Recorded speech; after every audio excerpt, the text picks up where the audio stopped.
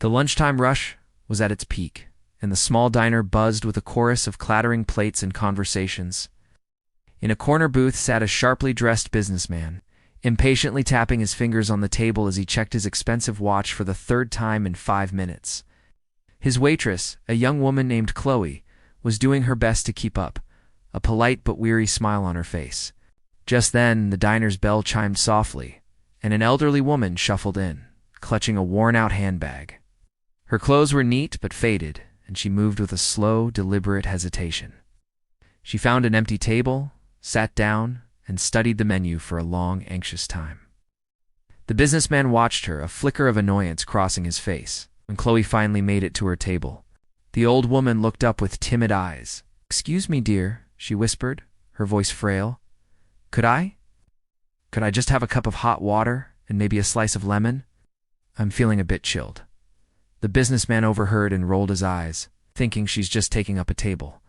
He expected the waitress to tell the woman she had to order real food or leave. Instead, Chloe's smile warmed. "Of course," she said kindly. A few minutes later, she returned not just with hot water and lemon, but with a steaming teapot, a small bowl of chicken noodle soup, and 2 buttered slices of toast. She placed them gently on the table. The old woman stared in shock. I can't afford all this," she stammered. Chloe leaned in and whispered, "Don't you worry about a thing. One of our customers prepaid for a paid-forward meal, and I was told to give it to the next person who needed a little warmth. Looks like that's you today." A tear of gratitude trickled down the old woman's cheek as she began to eat. From his corner, the businessman saw the whole exchange, his cynical expression slowly melting away. An hour later, the old woman left, looking far more vibrant than when she had arrived. The businessman flagged Chloe down for his check. Total was $32. He handed her his credit card without a word. When she returned with the slip for him to sign, he simply scribbled on it, stood up, and walked out of the diner without looking back. Confused and a little worried, Chloe picked up the receipt. He hadn't left a tip.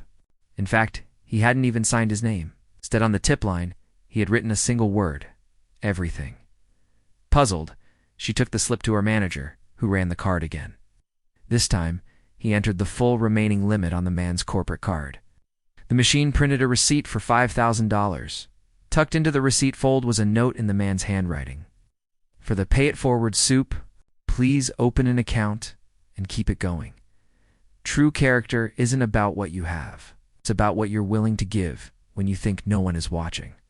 Hit that share button if you agree."